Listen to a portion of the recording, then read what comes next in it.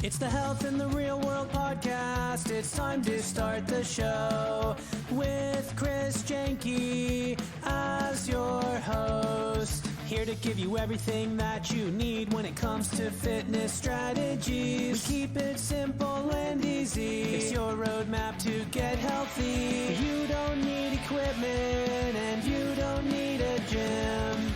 Just the right strategies to get you fit and trim. Welcome to Health in the Real World. We are here today with Jen Oknin. Jen, how you doing today?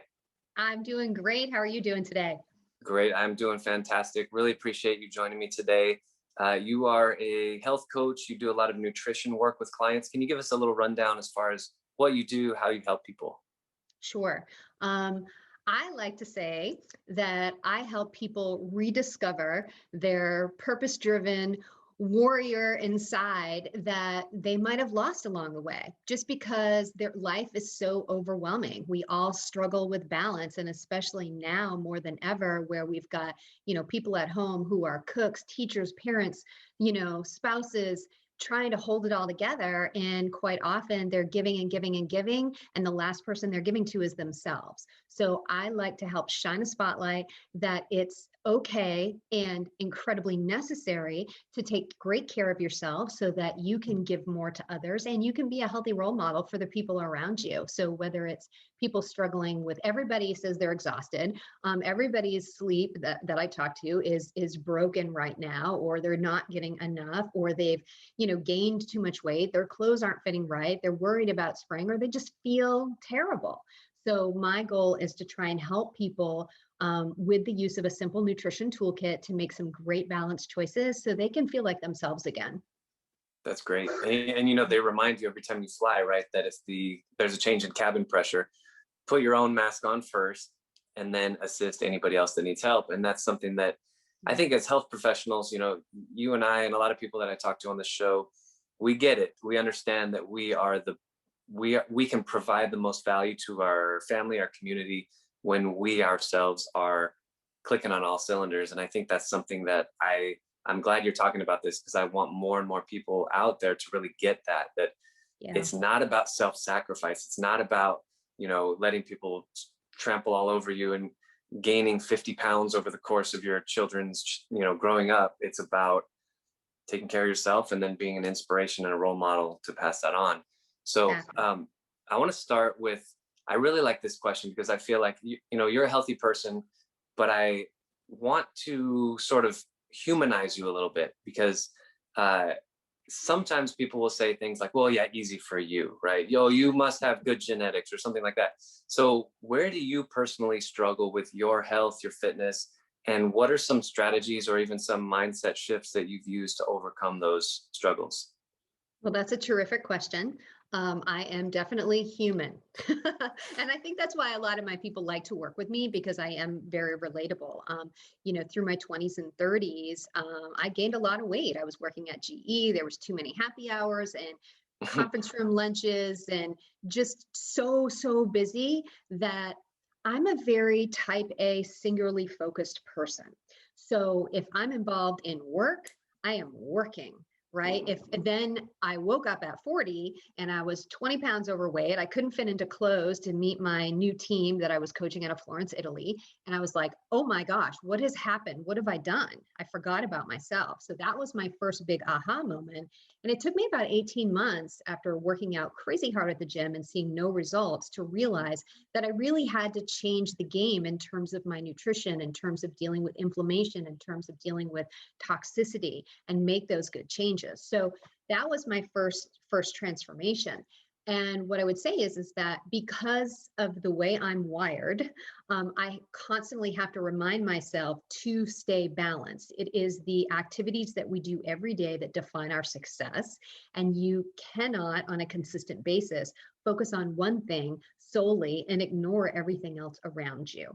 So I still have to remind myself of that. I mean, I'm relaunching my business with a new website and, new emails and a new blog and all that stuff. And, last Thursday, so I was ponytail up, glasses on, working on my website text, all day. Did I get on my Peloton? No, of course I didn't. But I have to remind myself. So my planner is incredibly important because it has 30-minute blocks of time. And I find a little trick, like if you have some very specific things that you want to get accomplished in your day, to actually set a timer on your phone and focus for 25 minutes on that activity. Then you can take a 5-minute break and then you can go to the next one. And you do that like for 4 cycles, and then you take a break for like 15 minutes or half an hour.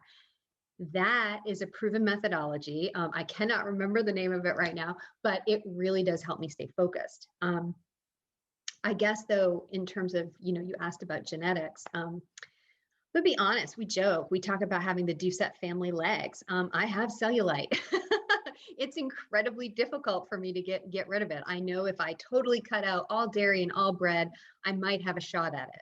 But I'm 47. I like red wine and I like a good cheese splatter, and I'm not going to give that up. So part of the balance is accepting yourself, loving your body, treating it like the luxury vehicle it is, not like a clunker that you pull out of the junkyard. And just knowing that, you know what, you're going to have days that are going to be a little bit off balance. And that's okay. I get up the next morning, I have my green juice, I drink my plant adaptogens, I take my probiotic, and then I get up and I get on my Peloton. Just because you have one bad day or a series of a couple bad days doesn't mean that you stop giving and you give up on healthy habits, right? So I think that is my personal struggle, is being mindful about being consistent and breaking up my activities that I need to do every single day to make progress on all my goals on life, not just one goal and letting the rest of them fall to the wayside. Awesome. That's a really good segue to what I want to ask next. And that's when one of your clients does kind of fall off the wagon, whether it's a day, whether it's a month, a year, whatever it is, what do you tell them? What's your pep talk for that client? So if you get a flat tire, you'd go out and slash all other 3 tires.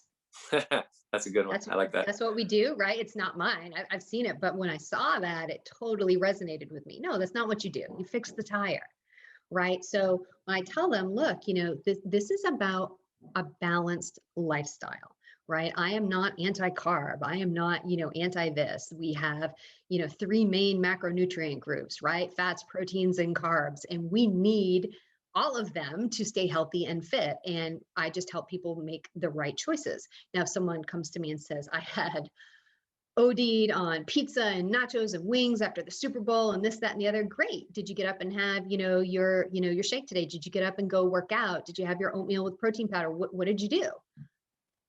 Okay, great. You had that. It's happened in the past. Get up, start again, and just keep moving forward. Balance is okay. I'm still going to have my wine. I'm still going to go on vacation, enjoy great things once a week, twice a week. Or my husband and I, we're going to go out. We're going to have a great meal. Absolutely. I'm a foodie. But that doesn't mean that I give up all the rest of my healthy habits. 80-20 is the way we got to go. Yeah. And then, if you do too much of the good stuff too, it just gets boring and dry and repetitive. And, you don't want to live like that either. So I think once you get in sort of that healthy mindset, you have the healthy habits, like you mentioned, the green drinks, your oatmeal with protein, which I call prote meal. My kids like that term. You have your prote meal and you have all that good stuff. You need some of that good, that tasty food that may not be quite as healthy, because if not, you just kind of drive yourself crazy, right? So you can't go too far to one side or the other. I think that's really good that you're really keying in on that balance, which I think is very important. I was reading an article the other day, and it was talking about, it was a personal trainer who's Black, and she's talking about nutrition in the Black community. And she brought up a point that really resonated with me, and it's about food as a culture, because we hear a lot that food is fuel, food is fuel. Well, you know what? Food is not just fuel. Right. Food is community. Food is celebrating. Food is family. Food, so we cannot villainize food and the enjoyment of it, right? I mean, my husband is Israeli, right? We're Jewish. So every Friday, about 3 to 4 Fridays out of the month, I stop what I'm doing around noon. I make sure I have my grocery shopping done. And then I'm cooking in the kitchen all afternoon for a beautiful meal for Shabbat. And I'm doing roasts and chickens and all this great salads. But that's part of the community and the enjoyment and the celebration of our religion, our holiday, and our being together. So we have to remember that food is not just fuel. Food is life. And we've got to, one of the things that I like to do is help people form that healthy relationship with food so that when they enjoy those things, they can truly enjoy it and not feel guilty. It's like, I went to the birthday party and I didn't have any cake. Why not? Have a piece of cake. If you like cake.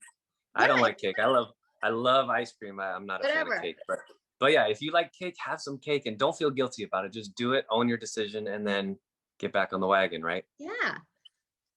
Yeah, that's great. Yeah, absolutely. So Jen, let's go big picture now. I really like this question. I finish each podcast with this. I like going, so I'm sure you've watched those motivational talks on like YouTube, right? Anytime I'm feeling like, oh man, this is just not the best day. And you know, it happens occasionally to everybody. You watch those motivational speeches online. What's yours? So let's say you're going to give a talk right now, 1 to 2 minutes, big picture philosophy on life, vision, value, stuff like that. What would you say to a room full of people or like a YouTube video? Wow, that is a tremendous question. And I do have a couple of go-tos that I listen to every morning. I think the biggest one is that stop taking your life and your time for granted. You know, we are here in one body and one life. And if you are unhappy with what you're doing and you're not taking responsibility for your choices and you're not deciding on whatever it is that you think is going to take you to the next level, well, you know what? You got to decide, because tomorrow is not promised to anybody. We have this time, we have this moment, I have this time with you here to say, look, if you are unhappy, it is in your power to change. I was unhappy after 20 years in corporate America. My time was not my own. I was focused on other people's goals. I was missing out on other things that I wanted to do, things to help my community and to be more with my family. And I'd cut off relationships with friends. You cannot do that. You have to live a well-rounded 360 life. Friends, community, loved ones, relationships, joy. These things are important. And if you are not finding time in your day, in your week to do them, that's on you. Go do it with the internet, with all the resources that we have today. There is information everywhere. There is inspiration to be found in every moment of every day. You just have to go look for it. That's awesome. Thank you, Jen. I really appreciate that speech. That is very, very good. I want to give people a chance to find you. How do people find you online, your website, social media? Well, I think the best place, like you found me on LinkedIn. So definitely on my LinkedIn profile, Jen Oknin, Oknin. I am relaunching my website in Q2, but the existing version is out there, jenoknin.com. I'm also on Facebook.